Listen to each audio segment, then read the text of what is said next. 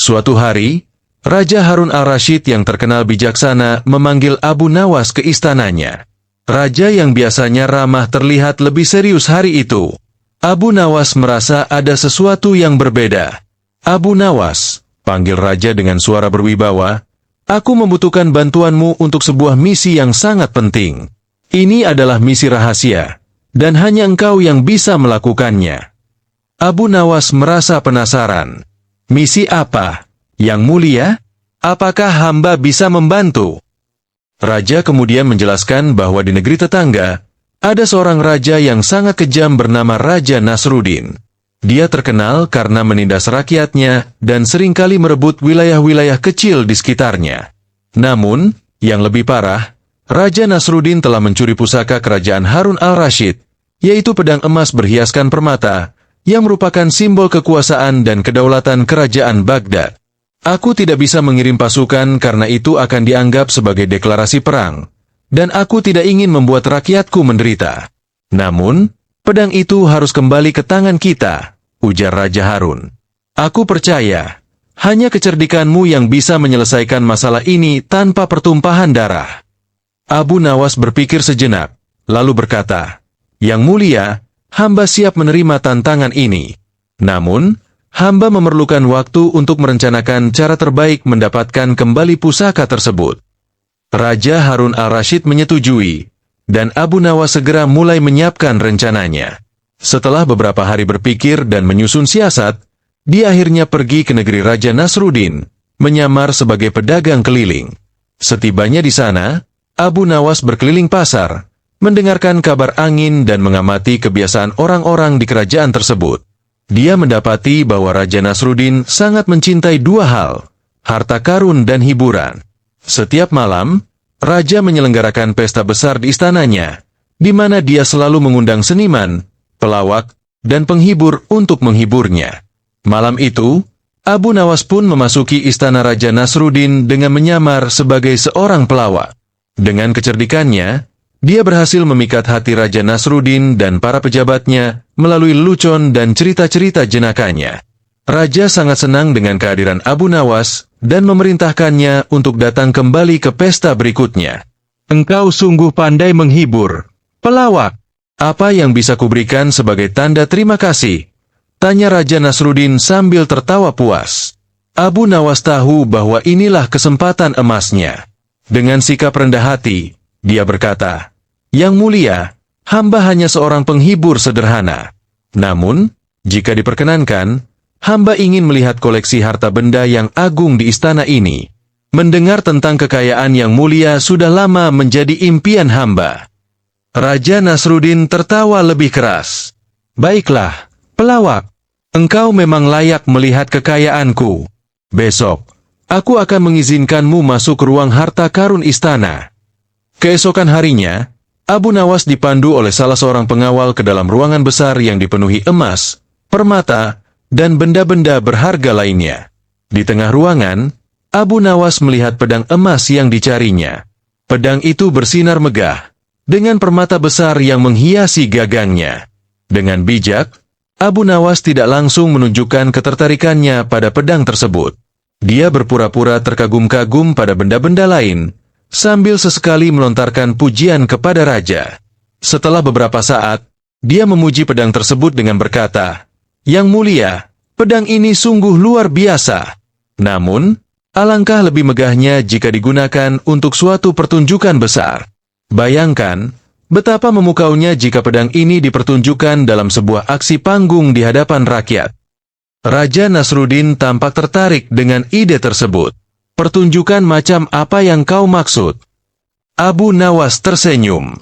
"Bagaimana jika hamba mengadakan sebuah pertunjukan dengan pedang emas ini sebagai bintang utamanya?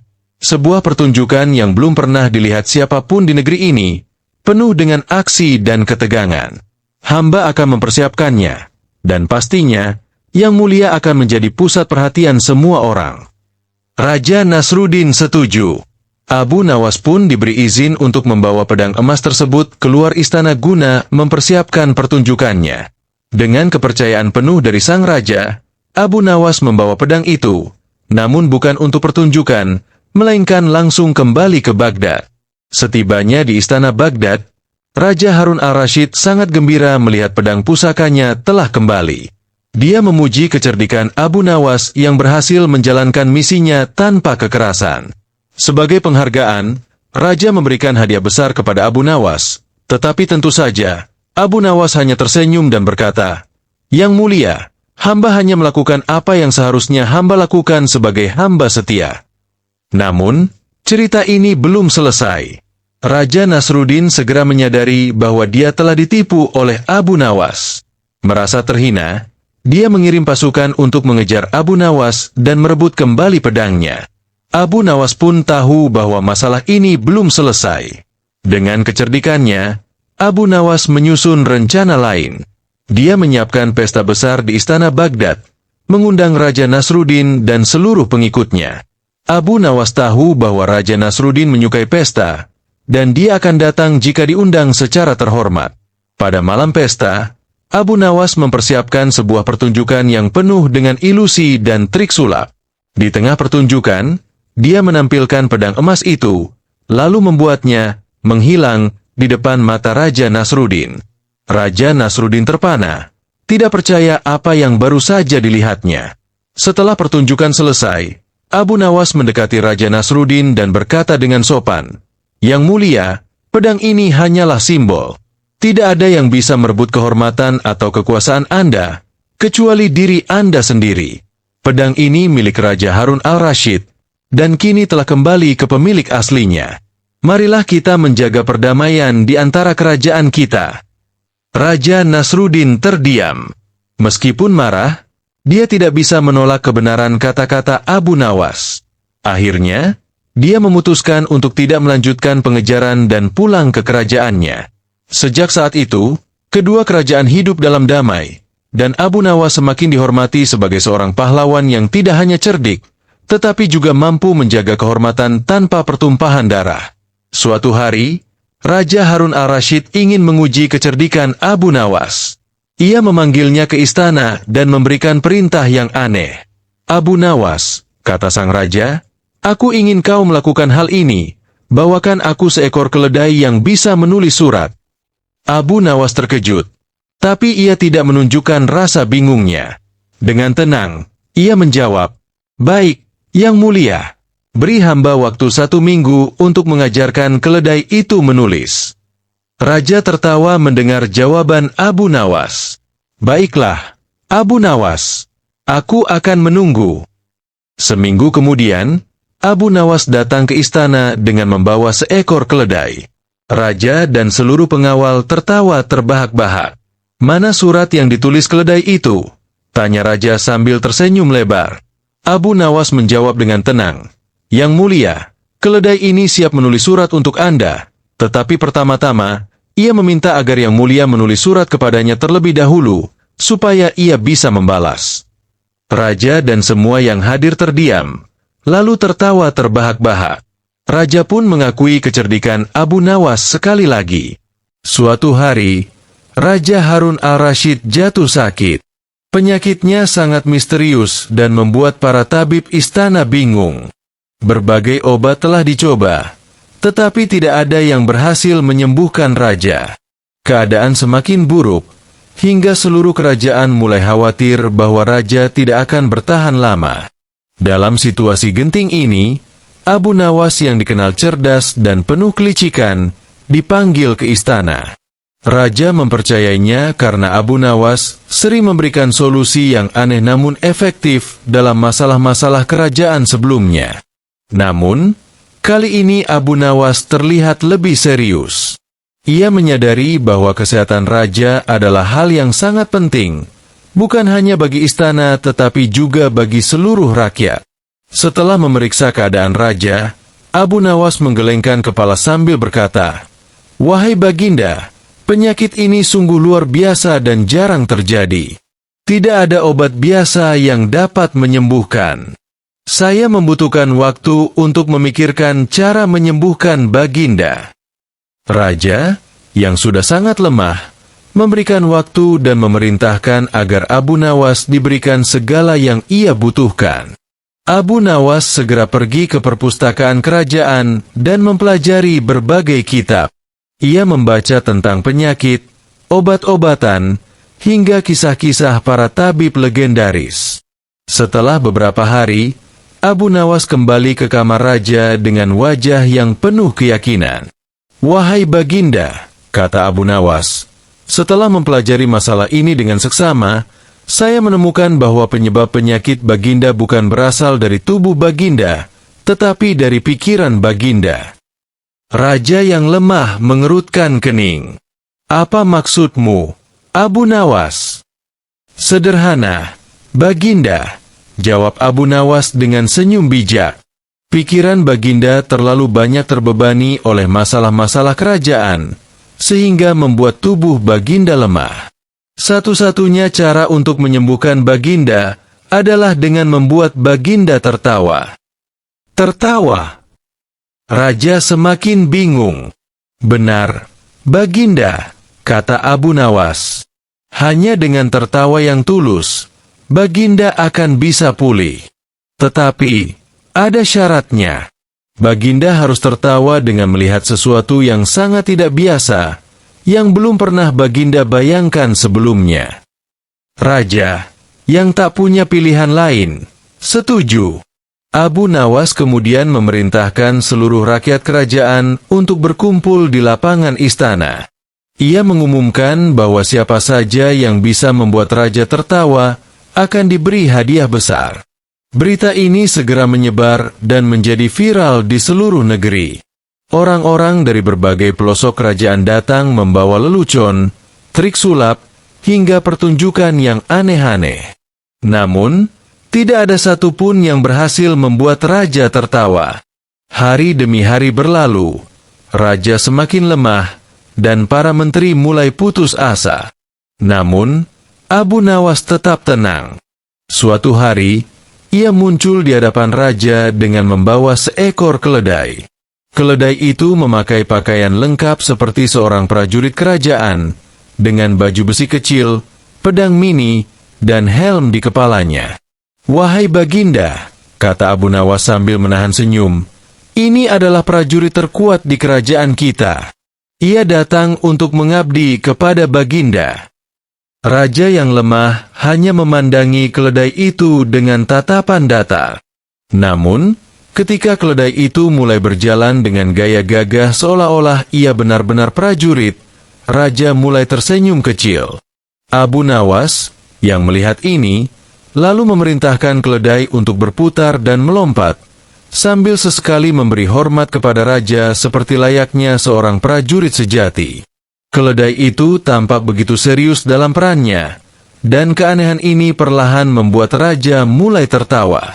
Tawa kecil raja semakin lama semakin keras, hingga akhirnya ia tertawa terbahak-bahak, sesuatu yang sudah lama tidak terjadi. Seluruh istana terkejut melihat raja yang kembali tertawa dengan begitu lepas. Setelah beberapa menit tertawa, raja mulai merasa tubuhnya lebih ringan. Mukanya yang pucat mulai bersemu merah, dan energinya perlahan kembali. Keajaiban pun terjadi. Penyakit raja mulai hilang seiring dengan tawanya. Dalam beberapa hari, raja benar-benar sembuh total. Raja Harun al-Rashid sangat berterima kasih kepada Abu Nawas. "Abu Nawas," kata raja, "kau telah menyelamatkanku dengan cara yang luar biasa. Hadiah apa yang kau inginkan sebagai balasan?" Abu Nawas hanya tersenyum dan berkata, "Baginda, tawa Baginda adalah hadiah terbesar bagi saya. Saya hanya ingin Baginda selalu sehat dan bijaksana dalam memerintah negeri ini." Sejak hari itu, raja selalu mengingat bahwa kesehatan tidak hanya bergantung pada obat-obatan, tetapi juga pada kebahagiaan dan pikiran yang ringan. Abu Nawas pun sekali lagi membuktikan kebijaksanaannya yang luar biasa dalam menyelesaikan masalah dengan cara yang tak terduga. Cerita ini pun menyebar ke seluruh negeri, menjadi legenda tentang bagaimana tawa bisa menjadi obat yang paling mujarab, dan bagaimana kebijaksanaan serta kelicikan Abu Nawas selalu mampu menyelamatkan kerajaan dari masalah terbesar sekalipun. Suatu hari, Raja Harun al-Rashid sedang merasa penasaran dengan kepandaian Abu Nawas yang terkenal cerdik dan seringkali mengelabui siapapun dengan kecerdasannya. Raja ingin menguji Abu Nawas dengan memberi tantangan yang sulit. Raja memanggil Abu Nawas ke istana dan berkata, "Abu Nawas, aku punya satu rahasia besar yang tak seorang pun boleh tahu. Tapi aku ingin tahu, jika aku memberitahumu, apakah kamu bisa menjaga rahasia itu?"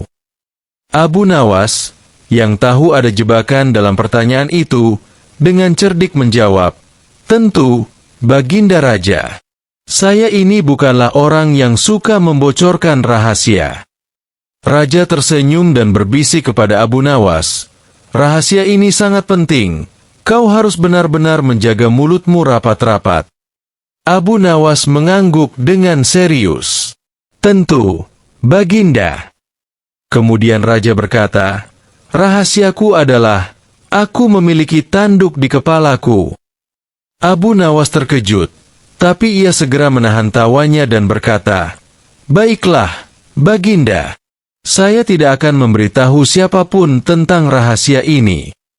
Raja memerintahkan Abu Nawas untuk pulang, tapi dengan satu syarat, dia dilarang menceritakan rahasia tersebut kepada siapapun.